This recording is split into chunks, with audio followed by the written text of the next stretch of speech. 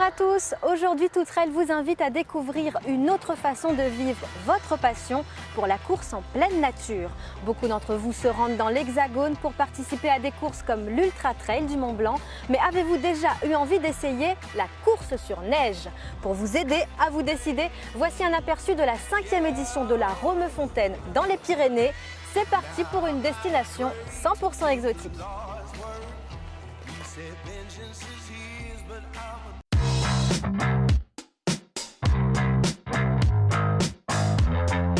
Trail blanc de Serre-Chevalier, trail blanc du Semnoz, snow trail de l'Ubaye.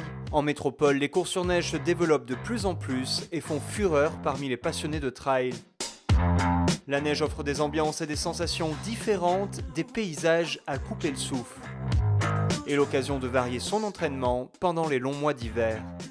C'est absolument hors norme comme course. C'est complètement différent, mais l'hiver, il n'y a pas mieux.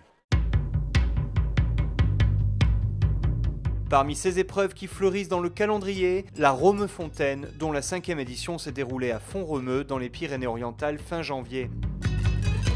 Tout le monde identifie la montagne à la station de ski, mais aujourd'hui, le ski, ça reste une des activités de la montagne. Il y a le ski nordique, il y a la raquette, il y a le chien de traîneau, et aujourd'hui, il y a le trail concrètement. On a des terrains de jeu qui s'y prêtent parfaitement, avec des domaines nordiques qui sont déjà bien définis. Ici, dans les Pyrénées, c'est encore mieux parce qu'on est sur un haut plateau. Un haut plateau qui offre, les coureurs l'ont apprécié, beaucoup de panoramas. Donc on propose du vrai trail de montagne sur des distances qui ne sont pas ultra, mais du vrai trail de montagne. On a la Cliane classique l'été avec un super parcours. Et donc en montagne, l'hiver, on a également cette Romefontaine dont c'était la 5e édition. Preuve de l'engouement des trailers pour la course sur neige, ils étaient plus d'1 millier à participer à l'une des 3 courses proposées par les organisateurs, et c'est le format intermédiaire qui a réuni le plus de monde avec son trail de 25 km et 800 mètres de dénivelé. Une petite course à l'échelle de notre île, à peine plus longue qu'une cala ou qu'une boucle du bassin vital, mais ce n'est pas comparable car sur la neige, la progression est bien plus difficile. Surtout quand il est tombé 20 cm de neige fraîche dans la nuit. On s'enlise. Je pensais que c'était plus d'amis que ça. Ouais. Donc, du coup, pour courir, on marche, on court, donc faut relancer quoi. C'est super dur cette année, là, la neige est très molle, on s'enfonce énormément, on a peu de rendement dans les foulées.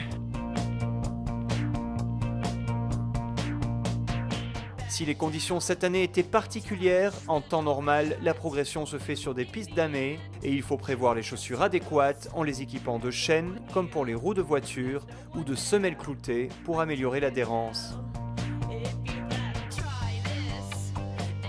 Quant à la technique de course, elle n'est pas sans rappeler des conditions que l'on peut retrouver à La Réunion.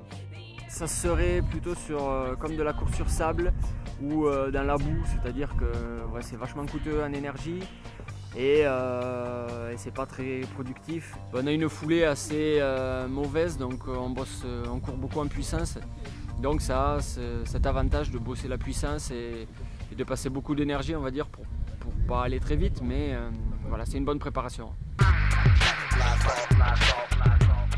L'autre particularité de la course sur neige, bien sûr, c'est le froid. En montagne, en plein mois de janvier, les températures sont souvent proches de zéro, des conditions peu fréquentes sur notre île, mais tous les randonneurs ou coureurs réunionnais qui ont déjà gravi le Piton ou le volcan en plein mois d'août peuvent s'en faire une bonne idée. Aujourd'hui, le matériel est suffisamment performant pour gérer ces écarts de température, même si parfois, rien ne vaut le système D. L'année dernière, je suis venu, ça a tout gelé, et j'ai pas pu boire de tout le parcours. Donc cette année, avant de partir, c'est une protection de tuyau de chauffage. Et ça marche. Et ça marche. Là je peux boire, c'est parfait. Et s'il y a bien une chose qui ne change pas en revanche, c'est le ravitaillement, qui quelle que soit la course, en métropole ou à La Réunion, est toujours bien apprécié. Vous avez des femmes qui cuisinent bien ici, elles font du bouillon, mais qu'il est bon ce bouillon. Ça c'est bon.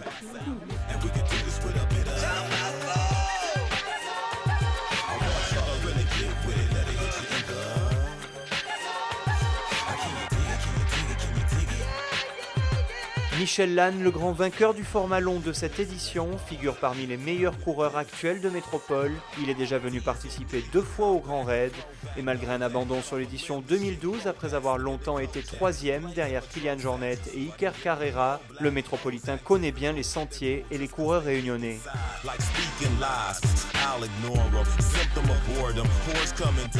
Le seul petit côté qui pourrait les surprendre, on va dire, c'est le froid parce que bon, voilà, forcément c'est des conduits qu'ils connaissent pas vraiment et qu'ils apprécient peut-être pas beaucoup.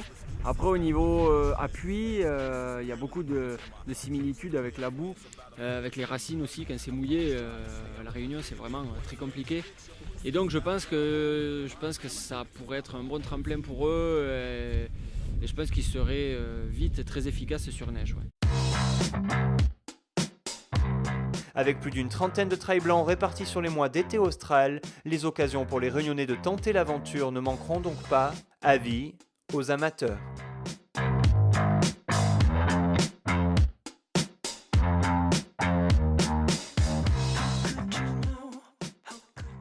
Allez, pour les plus frileux, voici l'occasion de découvrir de nouveaux territoires sans avoir besoin de trop se couvrir. Le Trail de l'Éden, c'est une nouvelle course organisée à Bras-Panon et cette première étape du Challenge de l'Est a remporté un certain succès. Regardez.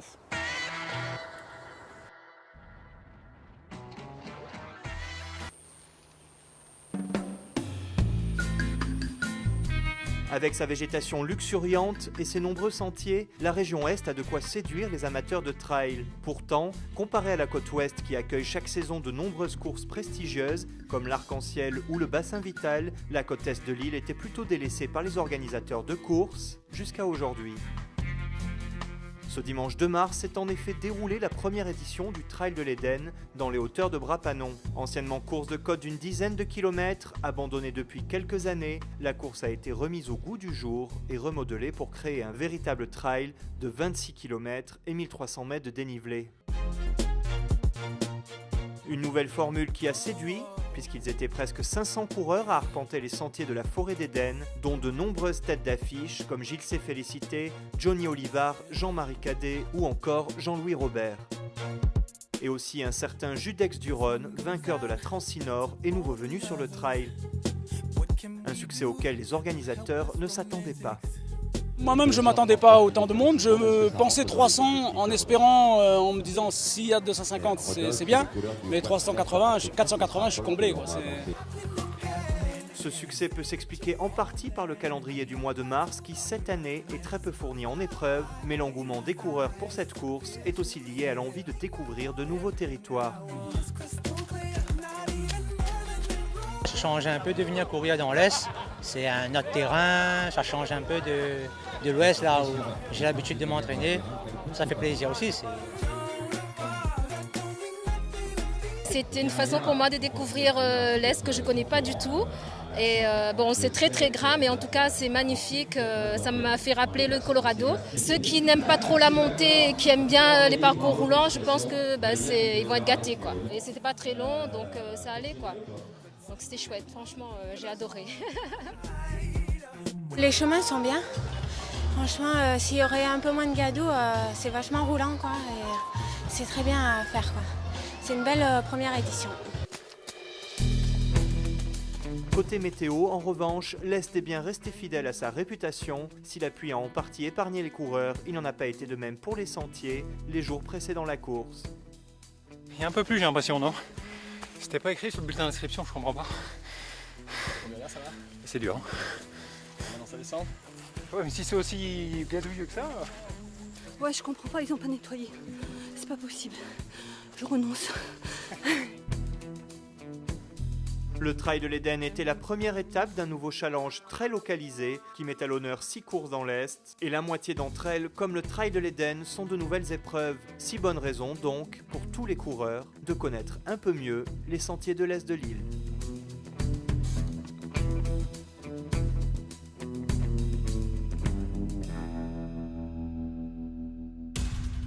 À La Réunion, beaucoup de courses commencent alors que les étoiles sont encore haut dans le ciel. Certaines, comme le Grand Raid, nécessitent même de passer une ou plusieurs nuits dehors. Alors forcément, quand on est trailer, on finit par apprendre à courir de nuit. Mais attention, il y a quelques règles de base à respecter. Tout de suite, c'est notre séquence conseil.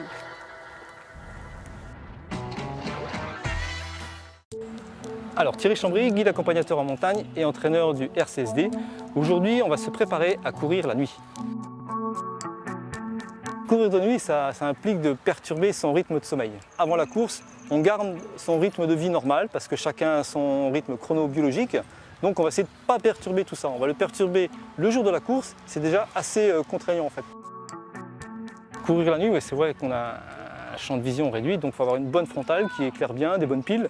Une bonne vue aussi, quoi. Des fois on a des gens qui ont une correction de vue, il ne faut pas oublier de la prendre, parce que ça s'entraîne aussi une fatigue générale, ça. Une bonne lecture de terrain, et puis après, mentalement, on peut passer la nuit en groupe, pour discuter avec des amis, faire des rencontres. Ça va nous aider à traverser, mettons, le cirque de Mafat ou de Salazie. Ceux qui sont habitués à courir la nuit, oui, l'allure sera la même, bien au contraire, parce qu'il fait plus frais, il fait moins chaud. Donc on peut, il y a des tactiques de course où on accélère la nuit, justement. Mais si on n'a pas l'habitude de courir la nuit et qu'on a une mauvaise lecture de terrain, surtout dans les descentes, il vaut mieux savoir lever le pied pour éviter de trébucher. En fait. Quand on est sur une course, le Grand Raid, si vraiment on a une fatigue qui est vraiment difficile, qu'on a du mal à se concentrer sur sa lecture de terrain, il faut savoir s'arrêter dans un point de ravitaillement, ne serait-ce qu'un quart d'heure, 20 minutes, un petit sommeil, fermer les yeux, et puis après ça va mieux repartir. Pour les gens qui veulent dormir, c'est essayer de ne pas programmer à quel endroit, à quelle heure je vais dormir. C'est le corps qui va le dire en fait, quoi. À cet endroit, à un certain moment, on est fatigué, donc on profite de ce train du sommeil en fait, pour dormir. L'agenda des 2 prochaines semaines est loin d'être rempli de courses pour les amateurs de trail, mais on note tout de même que pour les fous de multisport, il y a le Rando Raid SFR le 23 mars. En avril, n'oubliez pas que le 6, il y a 2 rendez-vous, la boucle du bassin vital à Saint-Paul et la boucle du Piton des Neiges à Sillaos. Enfin, le 12 avril, tenez-vous prêts pour la 2e étape du Challenge Saint-Roland, le Friction Caldera Trail. Voilà, tout trail, c'est déjà fini. La semaine prochaine, vous avez rendez-vous avec l'excellent Jean-Louis Potin pour Max Ride. Nous, on se retrouve dans 15 jours. D'ici là, n'hésitez pas à visiter notre page Facebook. À très vite.